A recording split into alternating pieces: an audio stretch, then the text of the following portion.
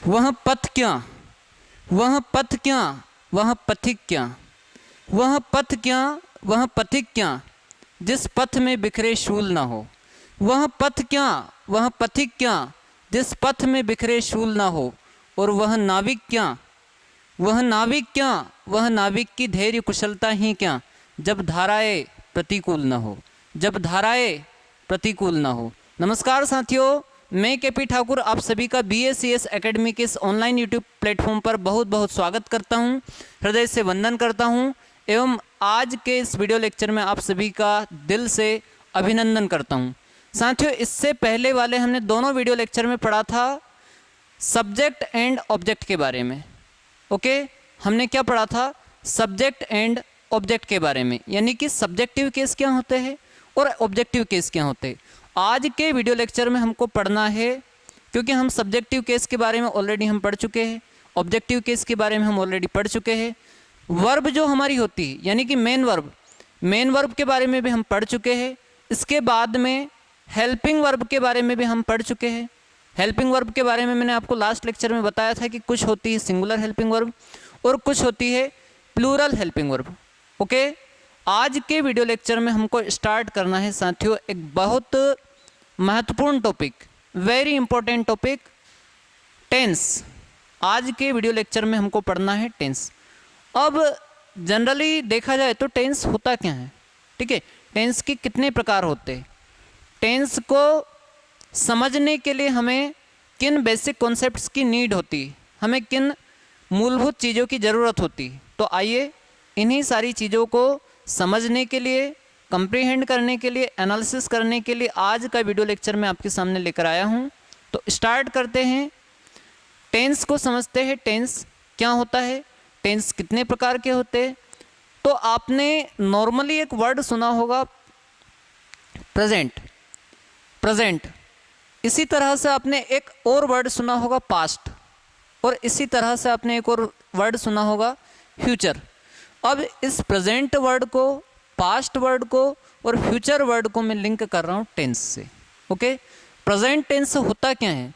Present का मतलब होता है वर्तमान, ठीक है, प्रेजेंट का मतलब क्या होता है? वर्तमान। और टेंस का मतलब होता है काल, यानी कि वर्तमान समय में क्या घटित हो रहा है, वर्तमान समय में क्या हो रहा है, क्या चीज़ें हो रही है, क्या एक्शंस हो रही है, ठीक है, इसे ही प्रेजेंट टेंस कहा जाता है। यानी कि वर्तमान में जो चल रहा है, वर्तमान में जो हो रहा है, उसे ही हम प्रेजेंट टेंस या वर्तमान काल कहते हैं। ओके, जो हो चुका है ना, जो एक्शंस हो चुकी है, जो काम हम कर चुके हैं, ठीक है, जो चीज़ें हम कर चुके हैं, उन्हें हम किस में कंसिडर करते हैं? उस चीज़ को हम कंसिडर करते हैं पास्ट में। किस में? पास्ट में। ओके, और जो होने वाली है, ओके, जो चीज़ें होने वाली है, यानी कि भविष्य में जो घटनाएं होगी, जिन चीज़ों के बारे में हम भविष्य में एक्शंस लेंगे, जो काम हम भविष्य में करेंगे, इन फ्यूचर करेंगे, है ना, वो आता है आपका फ्यूचर में, यानी कि वो टेंस आपका कहलाता है फ्यूचर टेंस। तो सीधा सीधा यदि डायरेक्टली मैं बात करूं तो टेंस और टाइम का बहुत डीप रिलेशन है। किसका? टेंस और टाइम का। क्योंकि यदि वर्तमान समय में कुछ हो रहा है ना, जिससे मैं आपको पढ़ा रहा हूँ, आप पढ़ रहे हैं, ठीक है, तो ये वर्तमान समय में हो रहा है ना, प्रेजेंट टाइम में हो रहा है, तो इसे ही प्रेजेंट टेंस कहा जाता है। ठीक है, तो मैं 3 वर्ड आपके सामने लिख रहा हूँ, यानी कि मैं 3 तरह के टेंस आपके सामने लिख रहा हूँ। पहला है आपका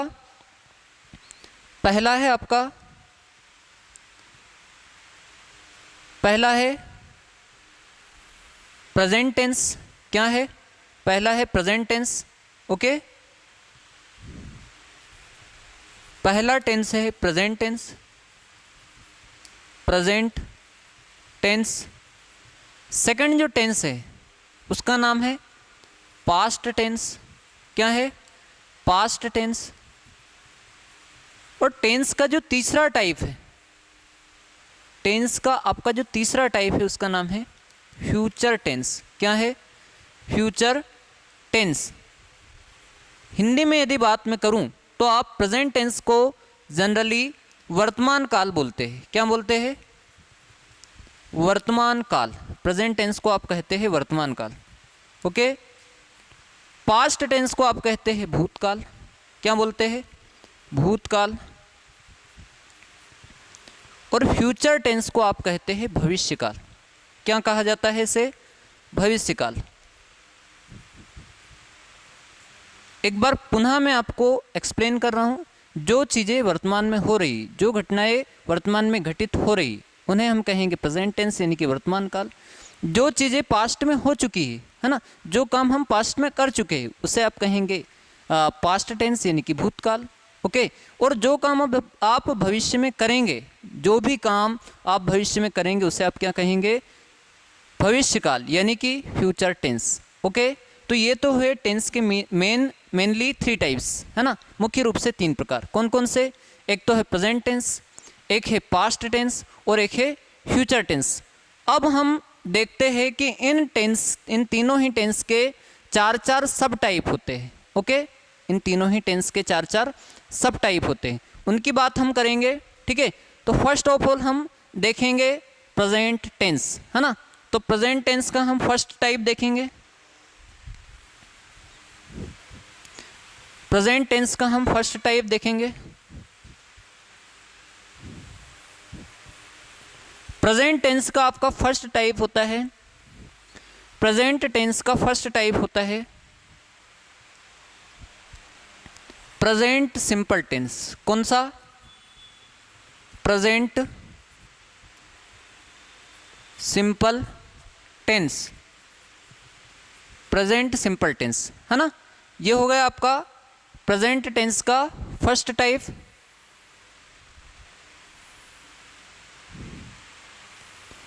ओके। ये हो गया प्रेजेंट टेंस का फर्स्ट टाइप यानी कि प्रेजेंट सिंपल टेंस, मतलब साधारण वर्तमान काल, साधारण वर्तमान काल। अब प्रेजेंट सिंपल टेंस होता क्या है, प्रेजेंट सिंपल टेंस होता है साथियों, जो भी काम आप सामान्य रूप से करते हैं, यानी कि जो भी नॉर्मल एक्शंस आपके द्वारा होती है, ठीक है, वो कही जाती है प्रेजेंट टेंस में आपके द्वारा किया गया काम, है ना। यानी कि जो भी आप सामान्य क्रियाएं करते हैं, है ना। सपोज दैट मैंने बोला मैं जाता हूँ, है ना, तो ये सेंटेंस आपका बनेगा प्रेजेंट टेंस में यानी कि प्रेजेंट सिंपल टेंस में। मैंने बोला सर हमें पढ़ाते हैं, तो ये सेंटेंस आपका बनेगा प्रेजेंट सिंपल टेंस में। मैंने बोला हम पढ़ते हैं, तो ये वाला सेंटेंस आपका बनेगा प्रेजेंट सिंपल टेंस में। वे आते हैं, तो ये वाला सेंटेंस भी आपका बनेगा प्रेजेंट सिंपल टेंस में। हम कहते हैं, ठीक है, तो ये वाला सेंटेंस भी आपका बनेगा प्रेजेंट सिंपल में। यानी कि जो भी एक्शंस आप नॉर्मली करते हैं, सामान्य रूप से करते हैं, वो प्रेजेंट सिंपल टेंस में कही जाती है, या प्रेजेंट सिंपल टेंस में वो एक्शंस जो है मेंशन होती है। उन कामों का उल्लेख, उन कामों को हम प्रेजेंट सिंपल टेंस में मेंशन करते हैं। ओके। तो प्रेजेंट सिंपल टेंस आपका होता क्या है, ठीक है, इसकी पहचान क्या है, इसके सेंटेंसेस किस बेस पर बनते हैं, किस टाइप से बनते हैं, ये सारी बातें हम देखते हैं, है ना।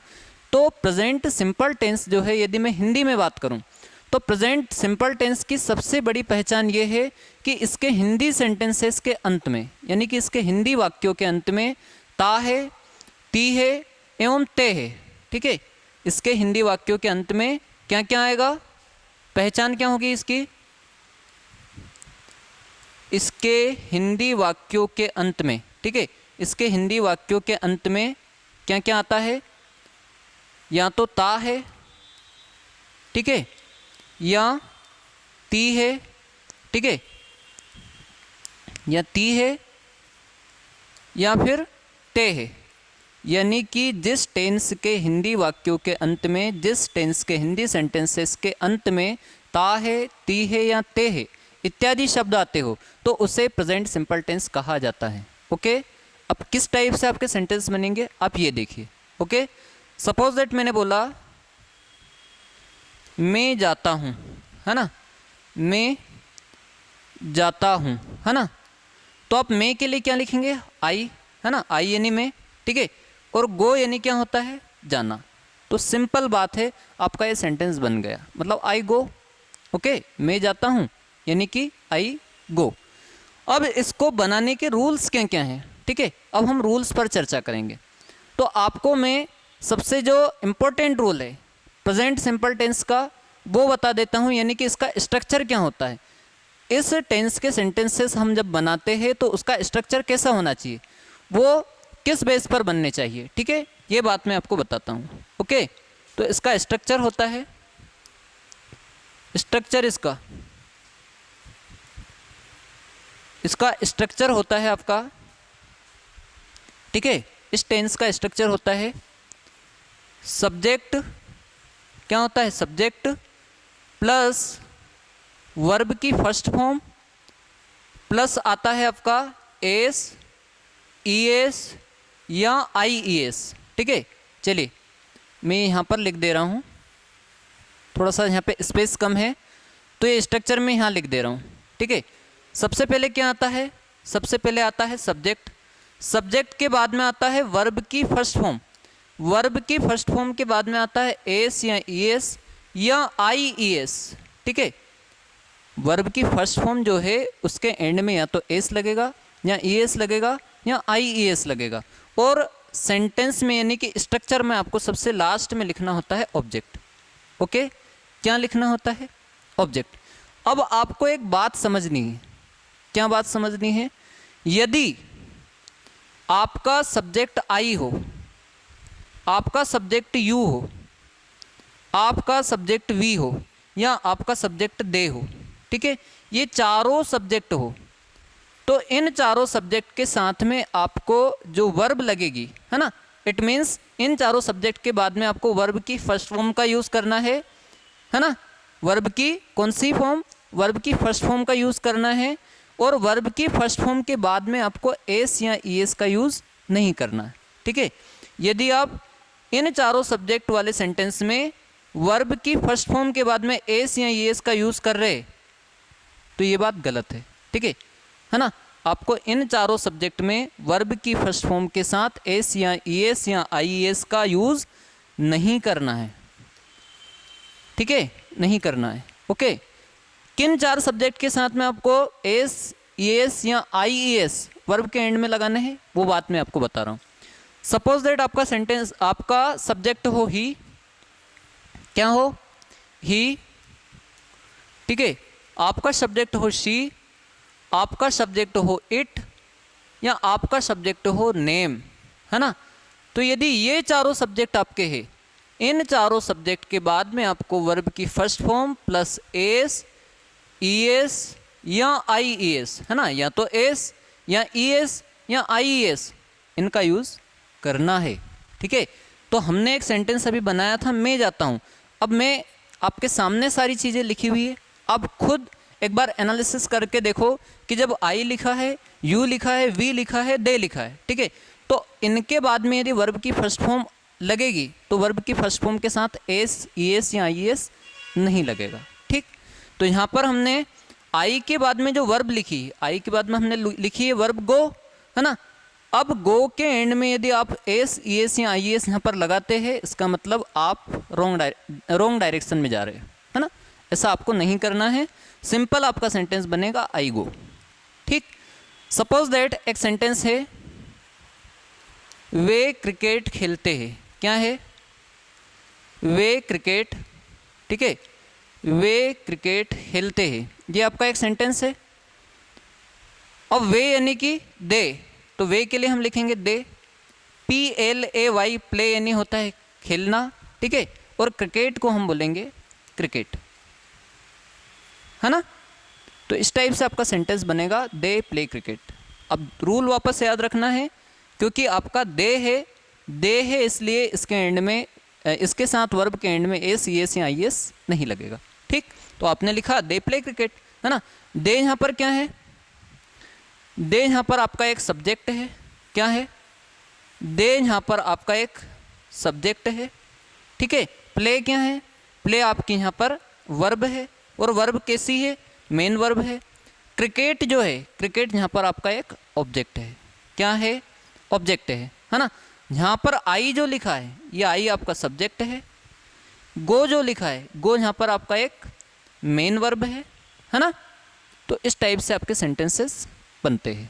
ध्यान ये रखना है केवल कि यदि आई हो, यू हो, वी हो या दे हो, इन चारों सब्जेक्ट के बाद में वर्ब की फर्स्ट फॉर्म का ही यूज़ करना है ना। वर्ब की फर्स्ट फॉर्म के बाद में एस, ई एस या आई एस नहीं लगाना।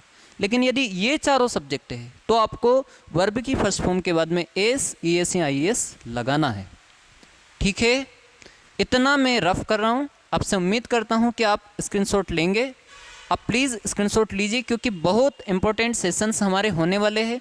अब आपकी जितनी भी क्लासेस रहेगी, जितनी भी आपकी, यानी कि आपकी डेली एक क्लास हमारी इंग्लिश की रहेगी, तो आपको रोज़ इंग्लिश की क्लास को अटेंड करना है। ज़्यादा से ज़्यादा हमारे चैनल को आपको शेयर करना है अपने दोस्तों के साथ, इसे सब्सक्राइब करना है, हमें प्रमोट करना है। हमको आपका जो उत्साह है, ठीक है, आपका जो आप हमें जो उत्साहित करते हैं, ठीक है, आप हमारा हौसला बढ़ाते हैं, बस यही चीज़ हमारे लिए मायने रखती है। तो आप सिर्फ इतना कीजिए, बने रहिए हमारे साथ, साथ ही साथ हमारे चैनल को आज ही सब्सक्राइब कीजिए एवं ज़्यादा से ज़्यादा लोगों के साथ शेयर कीजिए।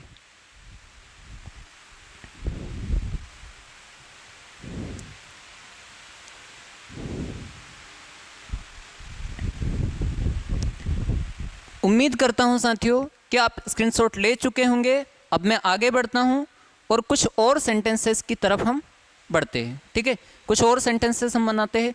पहले मैंने आपको जो एक रूल बताया, वो रूल मैं वापस से लिख दे रहा हूं। आपको क्या करना है, आपको क्या करना है, आपको सिर्फ इतना करना है, यदि आपका सब्जेक्ट आई हो, क्या हो, आई, चलिए मैं यहाँ पर लिख देता हूँ। आपका सब्जेक्ट यदि आई हो, यू हो, है ना, आपका सब्जेक्ट आई हो, यू हो, वी हो या दे हो, है ना, ये चारों सब्जेक्ट हो, तो इन चारों सब्जेक्ट के बाद में आपको केवल वर्ब की फर्स्ट फॉर्म का यूज़ करना है ना। इन चारों सब्जेक्ट के साथ में आपको वर्ब की फर्स्ट फॉर्म का यूज़ करना है। लेकिन यदि आपका सब्जेक्ट ही हो, शी हो, इट हो या नेम हो, तो इन चारों सब्जेक्ट के साथ में आपको वर्ब की कौन सी फॉर्म का यूज़ करना है, वर्ब की फिफ्थ फॉर्म का यूज़ करना है। मतलब वर्ब की फर्स्ट फॉर्म के साथ यदि आप एस, ई एस या आई एस लगाते हैं तो वर्ब की फिफ्थ फॉर्म बन जाती है। चलिए मैं वैसा ही लिख देता हूँ सेम, ठीक है। जैसे वर्ब की फर्स्ट फॉर्म है, वर्ब की फर्स्ट फॉर्म के एंड में यदि आप एस लगाएंगे, यदि ई एस लगाएंगे या फिर आप आई ई एस लगाएंगे तो ये वर्ब की फिफ्थ फॉर्म बन जाती है। ओके, है ना। तो या तो आप वर्ब की फर्स्ट फॉर्म प्लस एस या ई एस या आई एस बोल दीजिए, या फिर डायरेक्टली आप वर्ब की फिफ्थ फॉर्म बोल दीजिए, बात एक ही है। ओके, अब मैं कुछ सेंटेंसेस आपके वर्ब की फिफ्थ फॉर्म यानी कि वर्ब की first form plus S, E S या आई एस वाले बताता हूँ। ठीक है, सपोज मैंने लिखा सचिन क्रिकेट खेलता है। ठीक है, क्या लिखा मैंने, सचिन क्रिकेट खेलता है ना, सचिन क्रिकेट खेलता है।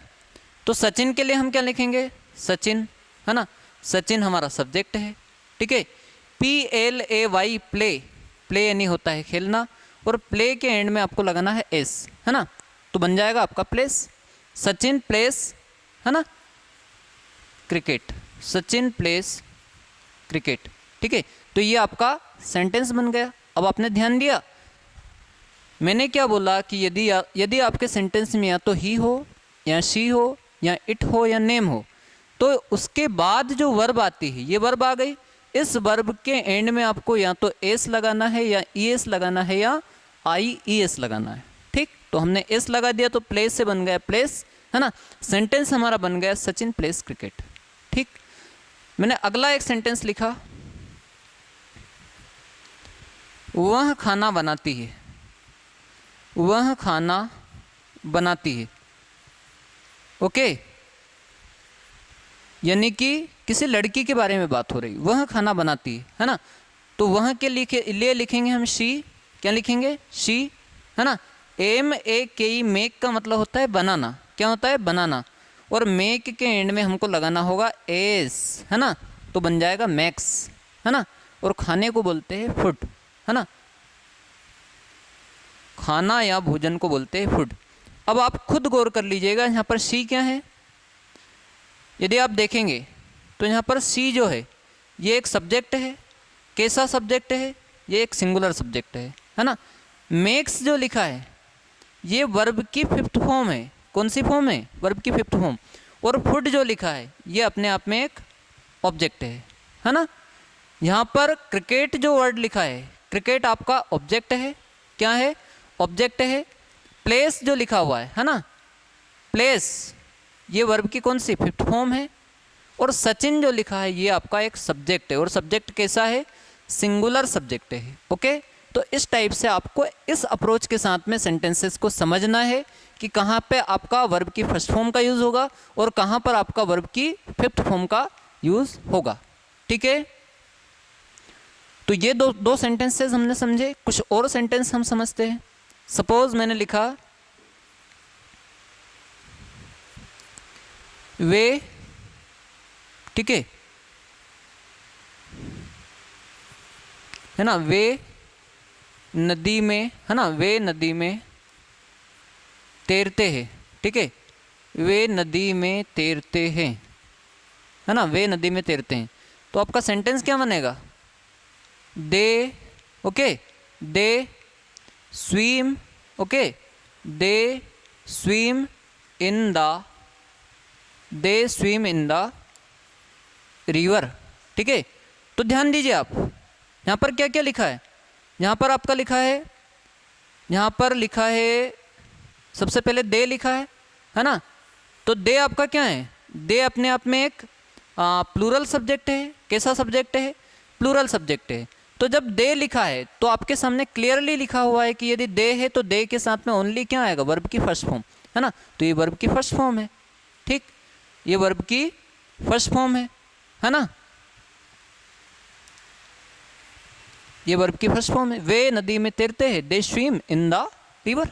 ओके, तो रिवर यहाँ पर क्या है? रिवर यहाँ पर आपका होगा ऑब्जेक्ट, है ना। इस टाइप से आपके सेंटेंसेस बनेंगे, है ना। अब ध्यान क्या रखना है आपको, यदि दे लिखा है तो दे के साथ में केवल वर्ब की फर्स्ट फॉर्म। यदि ही लिखा है तो ही के साथ में वर्ब की फिफ्थ फॉर्म। यदि शी लिखा है तो सी के साथ में वर्ब की फिफ्थ फॉर्म। यदि इट लिखा है तो इट के साथ में वर्ब की फिफ्थ फॉर्म, है ना। और यदि नेम लिखा है, किसी व्यक्ति का नाम है, तो उसके साथ भी वर्ब की फिफ्थ फॉर्म। ओके, अब देखिए यहाँ पे मैं एक और सेंटेंस लिखता हूँ। बारिश होती है, क्या लिखता हूँ मैं? बारिश होती है। ठीक है, तो सेंटेंस आपका बनेगा इट रेन्स। क्या बनेगा? इट रेन्स, क्योंकि इट अपने आप में क्या है? एक सिंगुलर सब्जेक्ट है ना। और जब किसी वेदर की बात की जाए, यानी कि जब किसी मौसम की बात की जाए, तो किसी मौसम की बात करने के लिए या किसी मौसम को डिनोट करने के लिए आपको इट का यूज़ करना होता है। ठीक है, तो इट आपका यहाँ पर एक है सिंगुलर सब्जेक्ट। और रेन के एंड में क्या लग गया? रेन के एंड में एस लग गया। इसका मतलब ये बन गया वर्ब का फिफ्थ फॉर्म। ठीक है, तो ये कॉन्सेप्ट आपको समझना है। उम्मीद करता हूँ साथियों आपको इतनी बातें समझ आई होगी। आप इसका स्क्रीनशॉट ले लीजिए।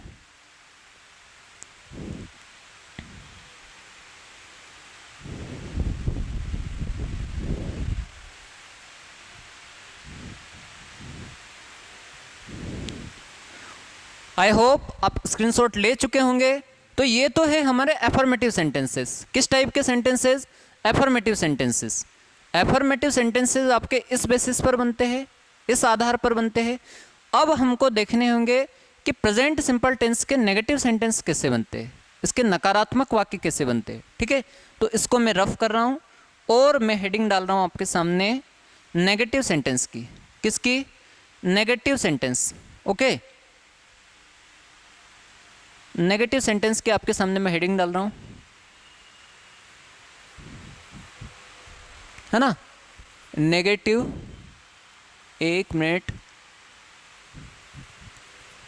नेगेटिव, ठीक है, नेगेटिव सेंटेंसेस, नेगेटिव सेंटेंसेस। ठीक है, ये हो गई हमारी heading. Okay, negative sentences. Negative sentences का हिंदी मतलब होता है नकारात्मक वाक्य। अब नकारात्मक वाक्यों में क्या होगा? दो कॉन्सेप्ट आपको समझने होंगे, आइए मैं समझाता हूं। नकारात्मक वाक्यों में क्या होगा?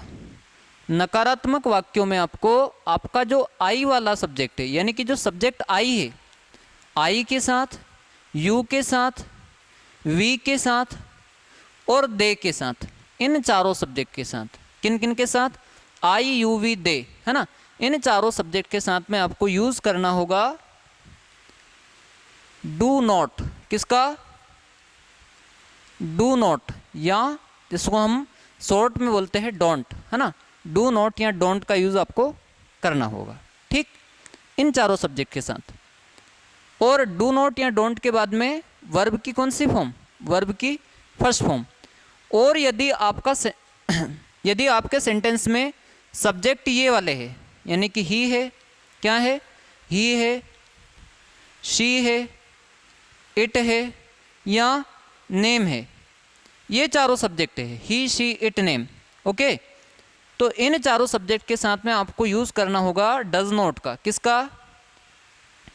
इन चारों सब्जेक्ट के साथ में आपको यूज करना होगा डज नॉट का। किसका?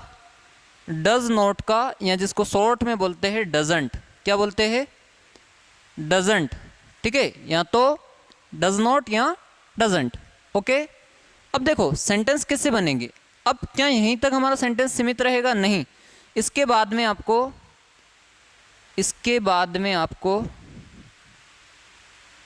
डज नॉट या डजंट, है ना, DOESN एपोस्ट्रोफी T, है ना, डज नॉट या डजंट। इसके बाद में आपको वर्ब की कौन सी फॉर्म? वर्ब की, है ना, इसके बाद में वर्ब की फिफ्थ फॉर्म का यूज करना है। ठीक है, तो आपको केवल इतनी बात ध्यान रखनी है ना। यदि ये चारों सब्जेक्ट होंगे, यानी कि आई होगा, यू होगा, वी होगा या दे होगा, इसके बाद आपको डू नॉट या डोंट का यूज करना है, क्योंकि नेगेटिव सेंटेंस है ना।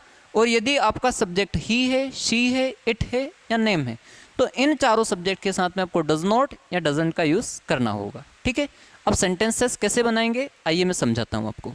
सपोज हमने पहला सेंटेंस लिखा, है ना, पहला सेंटेंस है हमारा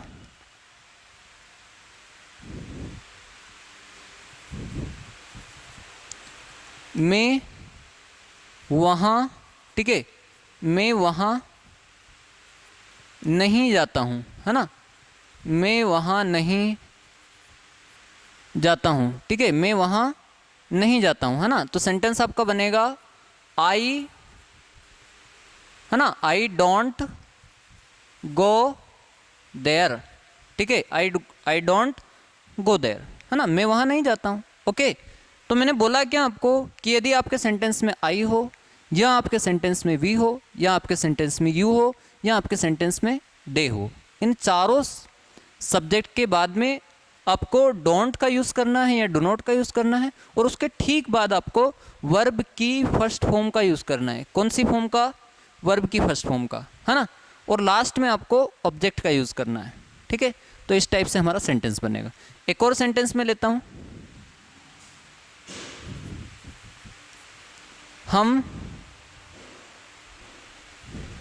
ठीक है, चलिए मैं लिख रहा हूँ सेंटेंस, हम मूवी, है ना, हम मूवी, ठीक है, हम मूवी नहीं देखते हैं। क्या सेंटेंस है? हम मूवी नहीं देखते हैं, है ना। तो आपका सेंटेंस क्या बनेगा? आपका सेंटेंस बनेगा we don't, okay, we don't watch a movie, ठीक है, we don't watch a movie. इस टाइप से आपका सेंटेंस बनेगा। एक और सेंटेंस हम लेते हैं, है ना, सपोज मैंने लिखा वे यहाँ नहीं आते हैं। क्या लिखा मैंने? वे यहाँ,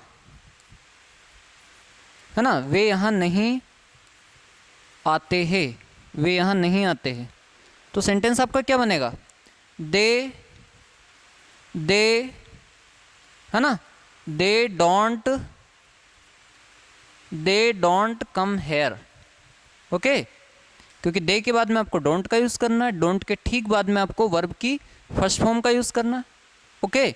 ये हो गया आपका सब्जेक्ट, है ना, ये हो गया सब्जेक्ट, ये हो गया आपका डोंट, ये हो गया आपका वर्ब की फर्स्ट फॉर्म, कौन सी फॉर्म, फर्स्ट फॉर्म, और ये हो गया ऑब्जेक्ट, क्या हो गया, ऑब्जेक्ट, है ना। तो इस तरह से यदि देखा जाए, है ना, यदि देखा जाए तो हमारा स्ट्रक्चर क्या बनेगा, चलिए यदि इन सेंटेंसेस को देखा जाए तो हमारा स्ट्रक्चर क्या बन रहा है, आपका स्ट्रक्चर बनता है ना, स्ट्रक्चर आपका बनता है, ठीक है, इस टाइप से, इस टाइप से आपका स्ट्रक्चर बनेगा। सबसे पहले क्या आएगा, सब्जेक्ट, क्या आएगा, सबसे पहले आएगा सब्जेक्ट, है ना, सब्जेक्ट के बाद में आएगा डोंट या डजंट, क्या आएगा, डोंट या, चलिए मैं फिर से लिख रहा हूँ, सबसे पहले आएगा सब्जेक्ट, है ना, सब्जेक्ट के बाद में आएगा डोंट, डोंट या डजंट, ठीक है, डोंट या डजंट, इसके बाद में आएगा आपका क्या, वर्ब की फर्स्ट फॉर्म, क्या आएगा, वर्ब की फर्स्ट फॉर्म। अब आप सोच रहे होंगे कि सर यदि ही शी इट नेम वाले सब्जेक्ट हो तो उनके साथ में भी आपको वर्ब की फर्स्ट फॉर्म का ही यूज़ करना है, ठीक है, क्या लगेगी, वर्ब की फर्स्ट फॉर्म, है ना, तो वर्ब की फर्स्ट फॉर्म, वर्ब की फर्स्ट फॉर्म के बाद में आपको यूज़ करना है ऑब्जेक्ट का, किसका यूज़ करना है, ऑब्जेक्ट का, ठीक है। तो ये सेंटेंसेस हमने बनाए, है ना, एक और सेंटेंस में बनाता हूँ यहाँ पे, आप वहाँ, है ना, आप वहाँ नहीं जाते हैं, आप वहाँ नहीं, ओके, आप वहाँ नहीं जाते हैं, है ना, ये आपका सेंटेंस है, किस टाइप से बनेगा, यू डोंट, है ना, you don't go there, you don't go there, है ना, इस टाइप से आपका सेंटेंस बनेगा। तो उम्मीद करता हूँ कि मैंने आपको जो डोंट के यूज़ वाले चारों सब्जेक्ट के बेसिस पर जो सेंटेंसेस बताए ये आपको क्लियर हुए होंगे, है ना। तो आप इसको नोट डाउन कर लीजिए या फिर आप इसका स्क्रीनशॉट ले लीजिए।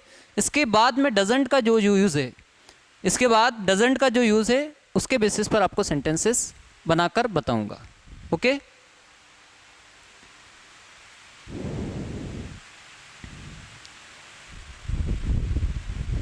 वो टूटी चार पाई दूधों की मलाई रास्ता देखे, मिट्टी की सुराई ठंडी पूर्वाई रास्ता देखे, किसी तेरी खुद गर्जी मना मना मना मना मना मना मैं धूप चुने न शाम, कैसी तेरी खुद गर्जी किस प्रीत पुरानी, हाँ बन लिया अपना पैगंबर। उम्मीद करता हूँ साथियों आप स्क्रीनशॉट ले चुके होंगे। इसके बाद हम आगे बढ़ते हैं, ओके। तो इन चारों सब्जेक्ट के बेसिस पर किस तरह के सेंटेंसेस बनेंगे, अब अगले जो आपके 4 सब्जेक्ट होंगे इनके बेसिस पर किस तरह से सेंटेंस बनेंगे, आइए पढ़ते हैं, समझते हैं, है ना। सपोज मैंने लिखा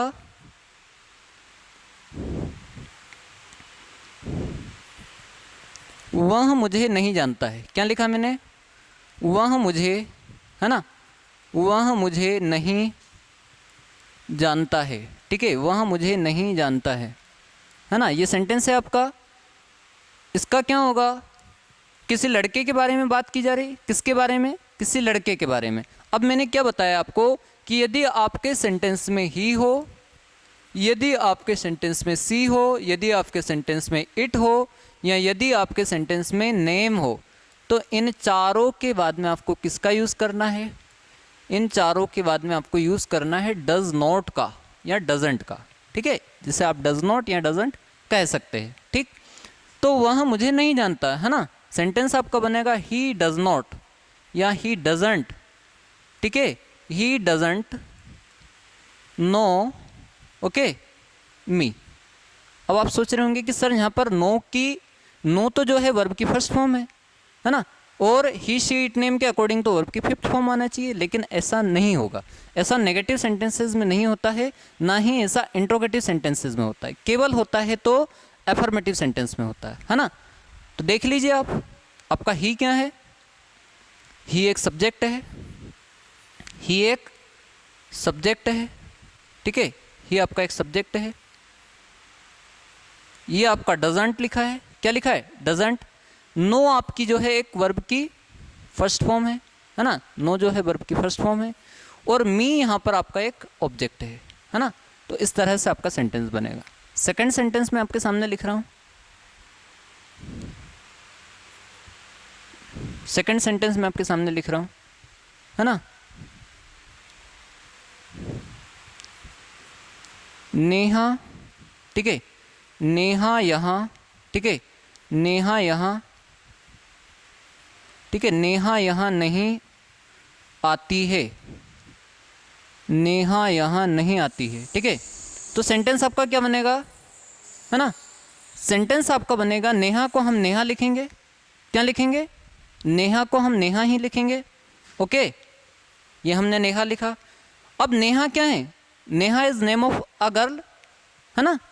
Neha is name of any girl, मतलब नेहा एक लड़की का नाम है। तो एक लड़की का नाम होने के नाते नेहा के बाद में हमको लिखना पड़ेगा डजंट। क्या लिखना पड़ेगा? Doesn't, okay. तो नेहा डजंट, है ना। इसके बाद हम लिखेंगे नो, ओके। सॉरी, नो नहीं आएगा यहाँ पे, क्योंकि यहाँ पर हमारी वर्ब जो है आती है लिखा है। इसका मतलब कम होगा, कम यानी आना, ठीक है। तो नेहा डजंट कम हेयर। पूरा सेंटेंस आपको क्लियर हो गया होगा, क्योंकि नेहा अपने आप में क्या है? नेहा अपने आप में एक सिंगुलर वर्ब है, क्या है? सॉरी, एक सिंगुलर सब्जेक्ट है ना। नेहा आपका एक सिंगुलर सब्जेक्ट है। नेहा के बाद में आपने डजंट का यूज़ किया, इसके बाद में आपने कम का यूज़ किया। तो कम अपने आप में क्या है? वर्ब की फर्स्ट फॉर्म है। कम जो है वर्ब की फर्स्ट फॉर्म है। और हेयर यहाँ पर जो लिखा है, इस हेयर का मतलब यहाँ पर ऑब्जेक्ट हो रहा है ना। ये एक तरह का ऑब्जेक्ट है। आ रही है आपको बातें समझ में, है ना। तो इस तरह से हमने दो सेंटेंस बनाए। तीसरा सेंटेंस मैं आपके सामने बना रहा हूँ, बारिश नहीं होती। सपोज हमने एक सेंटेंस बनाया, बारिश नहीं होती, है ना। बारिश नहीं होती, है ना। बारिश नहीं होती है, ठीक है। तो आपका सब सेंटेंस क्या बनेगा? इट, है ना, इट। चलिए मैं पेन चेंज कर लेता हूँ, है ना। इट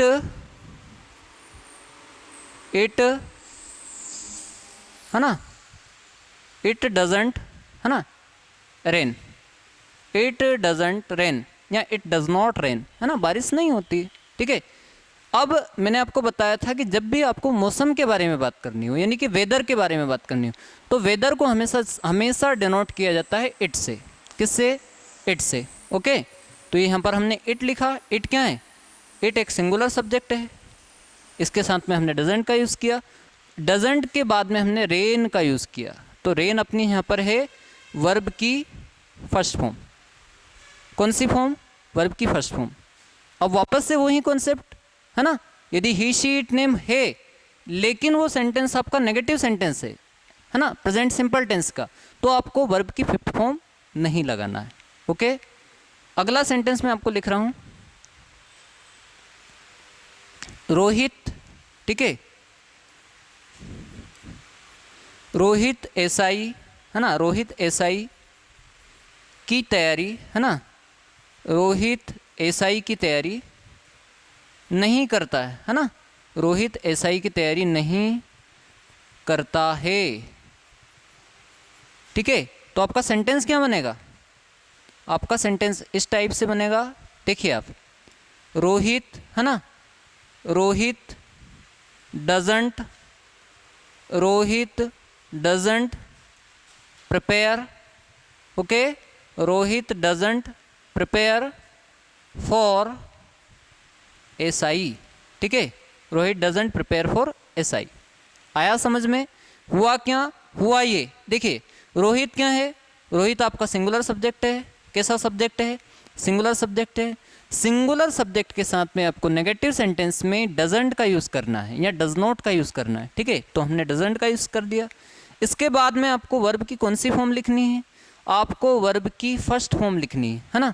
और वर्ब की फर्स्ट फॉर्म के बाद में भी यदि कुछ आता है तो फिर वो ऑब्जेक्ट आता है, तो आपने यहाँ पर ऑब्जेक्ट लिख दिया SI यानी कि सब इंस्पेक्टर, है ना। और ऑब्जेक्ट से पहले आपने फॉर लिखा है, तो फॉर का मतलब यहाँ पर हुआ फॉर SI यानी कि SI की या SI के लिए, ठीक है। इतना आपको समझ आया होगा, उम्मीद करता हूँ मैं, इतना आपको क्लियर हुआ होगा। तो आप इसका स्क्रीनशॉट ले लीजिए और इसके बाद में हम समझते हैं साथियों आपके नेगेटिव सेंटेंस, नेगेटिव सेंटेंसेस तो हम ऑलरेडी समझ ही चुके हैं। इसके बाद हमको समझने हैं interrogative sentences. Interrogative,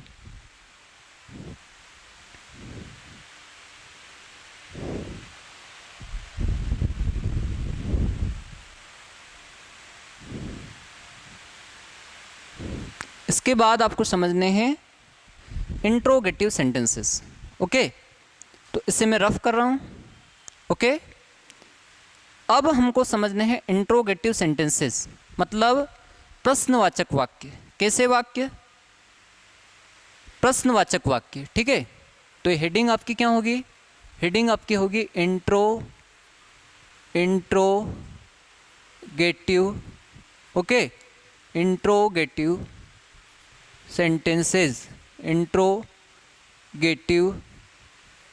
sentences. Okay, Hindi में इन्हें कहा जाता है प्रश्नवाचक वाक्य। कैसे वाक्य? इनको कहा जाता है प्रश्नवाचक वाक्य, ठीक है ना। अब प्रश्नवाचक वाक्यों में क्या होता है, थोड़ा सा आपको समझना होगा। प्रश्नवाचक जो वाक्य है, प्रश्नवाचक वाक्यों में आपके जो 4 सब्जेक्ट होते हैं, कौन कौन से 4 subject? I, we, you and they, है ना। ये चारों सब्जेक्ट कौन कौन से? आई, है ना, आई, है ना, आई, वी, यू एंड दे, है ना। इन चारों सब्जेक्ट के से पहले आपको क्या करना होता है, ध्यान दीजिए। इन चारों सब्जेक्ट से पहले, इन चारों सब्जेक्ट से पहले आपको लगाना होता है डू। क्या लगाना होता है? डू। ओके, और यदि आपका सब्जेक्ट इस तरह से हो, यानी कि आपका सब्जेक्ट या तो ही हो, या आपका सब्जेक्ट शी हो, या आपका सब्जेक्ट इट हो, या आपका सब्जेक्ट नेम हो, है ना। ये चारों यदि आपके सब्जेक्ट है ना, ये चारों यदि आपके सब्जेक्ट है, तो इन चारों सब्जेक्ट से पहले आपको लगाना होता है डज, है ना। क्या लगाना होता है? डज, है ना। इन चारों सब्जेक्ट से पहले आपको डज लगाना होता है, ठीक है। अब सेंटेंस में क्या होता है? सेंटेंस में आपका या तो डू सब्जेक्ट से पहले लगेगा या डज सब्जेक्ट से पहले लगेगा। तो आपकी जो हिंदी सेंटेंसेज है, जो हिंदी वाक्य है, उनमें शुरू वाला शब्द आ जाएगा आपका क्या, ठीक है। सपोज मैंने एक सेंटेंस बोला, क्या आप मुझे जानते हैं, है ना। क्या आप मुझे जानते हैं, है ना। तो ये एक प्रश्नवाचक वाक्य बन गया, एक इंट्रोगेटिव सेंटेंस बन गया। अब इसका स्ट्रक्चर क्या होता है, स्ट्रक्चर हम समझ लेते हैं। स्ट्रक्चर इसका क्या होता है?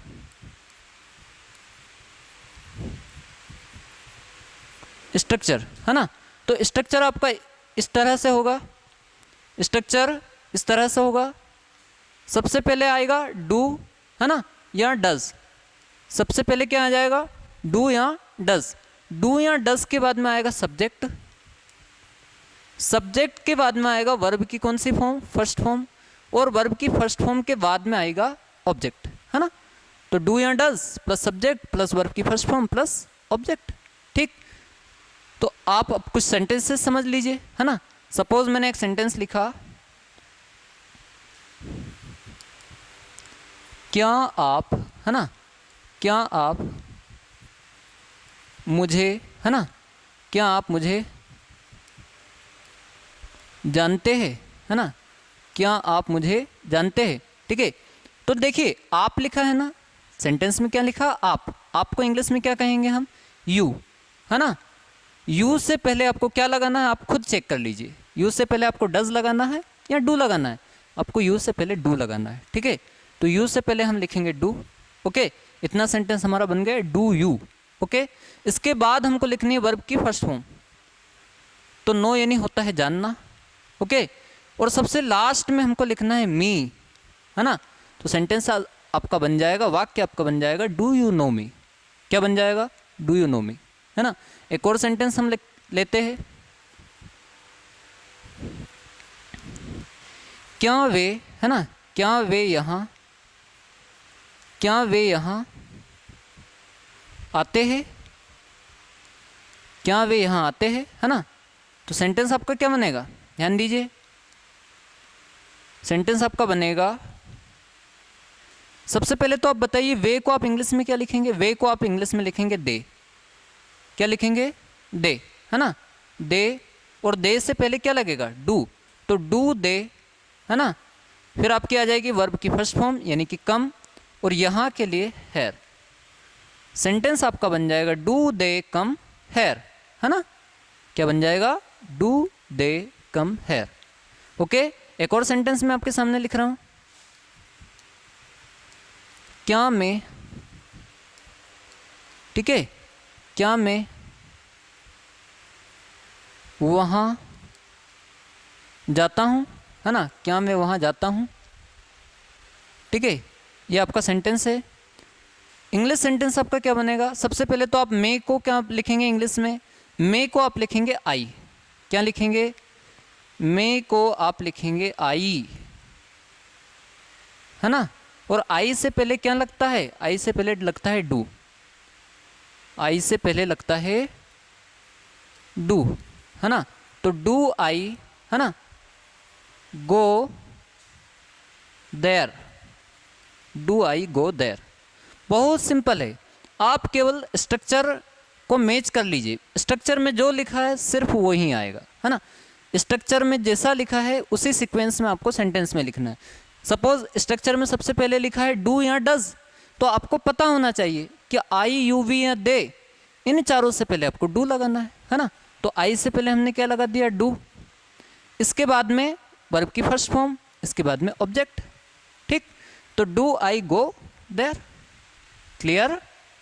Okay, do I go there. इसके बाद एक और सेंटेंस हम लिखते हैं, है ना। क्या हम, ठीक है, क्या हम स्कूल जाते हैं, ठीक है, क्या हम स्कूल जाते हैं। तो इसका सेंटेंस क्या बनेगा?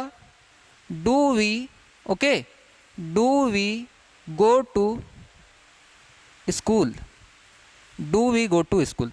ओके, अब वी से पहले डू लगाया ना, तो ऑब्वियस सी बात है वी से पहले डू लगेगा। इसके बाद में वर्ब की फर्स्ट फॉर्म, इसके बाद में आपका आएगा ऑब्जेक्ट यानी कि स्कूल।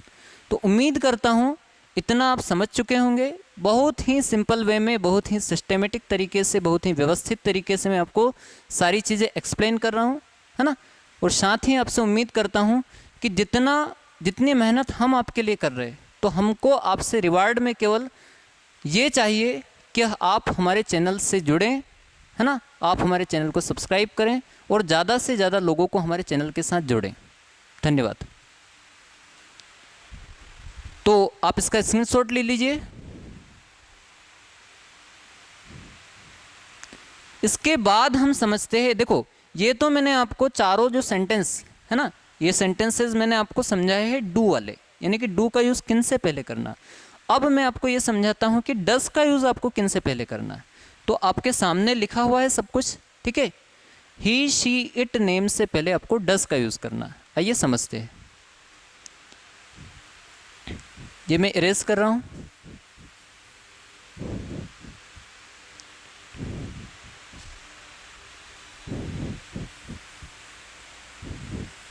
इसको मैं इरेज कर रहा हूँ, ओके।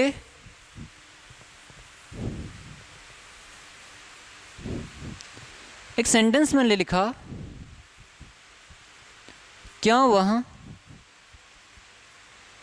वहाँ एसआई, है ना, क्या वहाँ एसआई की तैयारी करता है, ठीक है। क्या वहाँ एसआई की तैयारी करता है, ठीक है, क्या वह एसआई की तैयारी करता है, ये सेंटेंस हो गया आपका, है ना।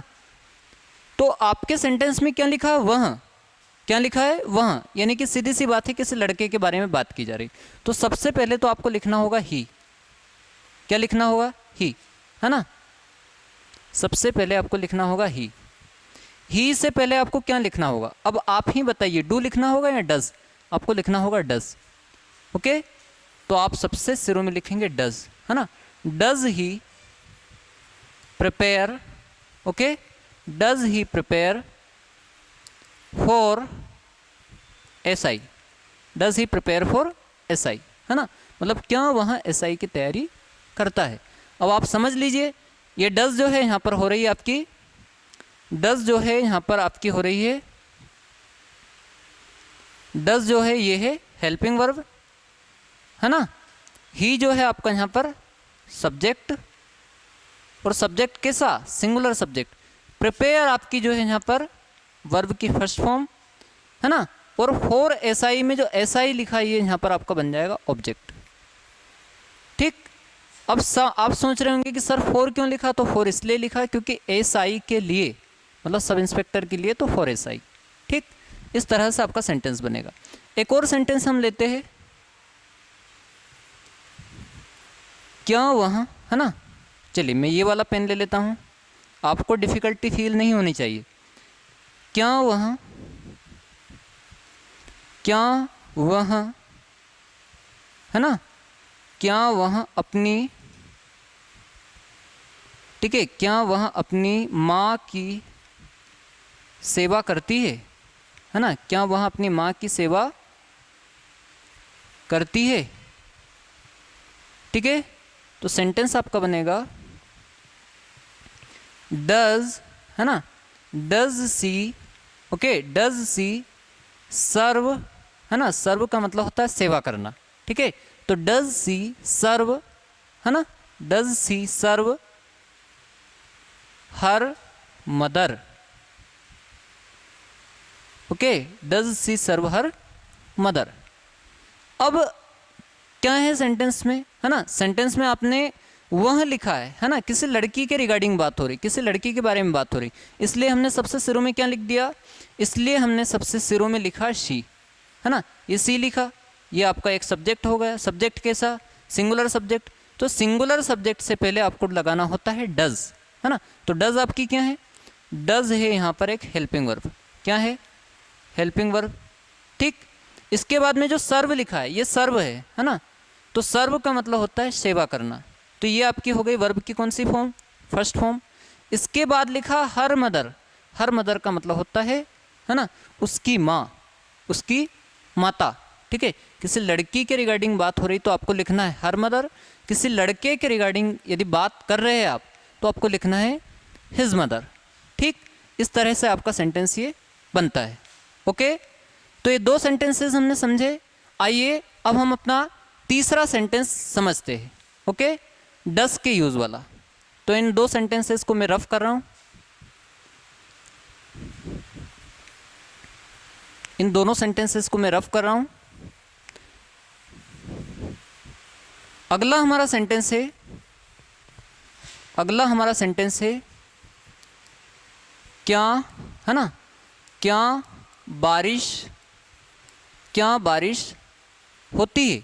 और वापस से सेंटेंस किस टाइप का बन रहा है, सेंटेंस आपका बन रहा है इंट्रोगेटिव सेंटेंस, मतलब प्रश्नवाचक वाक्य, है ना।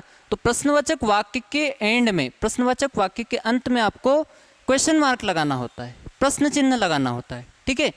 अब इसका इंग्लिश आप कैसे करेंगे, ओके। तो आपको सबसे शुरू में क्या लिखना होगा, सबसे शुरू में आपको लिखना होगा डज, क्या लिखना होगा, डज, है ना। डज के बाद में आपको लिखना होगा इट, है ना, क्योंकि वेदर को डिनोट करने के लिए, यानी कि मौसम को डिनोट करने के लिए आपको हमेशा लिखना होता है इट, है ना, हमेशा यूज़ करना होता है इट का। तो does it, okay, does it, और इसके बाद में आ जाएगा रेन, है ना। तो डज जो है आपका यहाँ पर एक हेल्पिंग वर्ब है, क्या है, हेल्पिंग वर्ब। इसके बाद जो इट लिखा है यहाँ पर, इट जो है ये आपका सब्जेक्ट है, और सब्जेक्ट भी कैसा है, सिंगुलर सब्जेक्ट है और इसके बाद क्या लिखा है, रेन, तो रेन आपका है यहाँ पर वर्ब की फर्स्ट फॉर्म। तो इस तरह से आपको इतना समझ आया होगा, है ना, कि आपको ही, शी, इट एंड नेम, इन चारों सब्जेक्ट से पहले इंट्रोगेटिव सेंटेंस में आपको डस का यूज़ करना है। ठीक, एक अंतिम सेंटेंस में आपके सामने लिख रहा हूँ।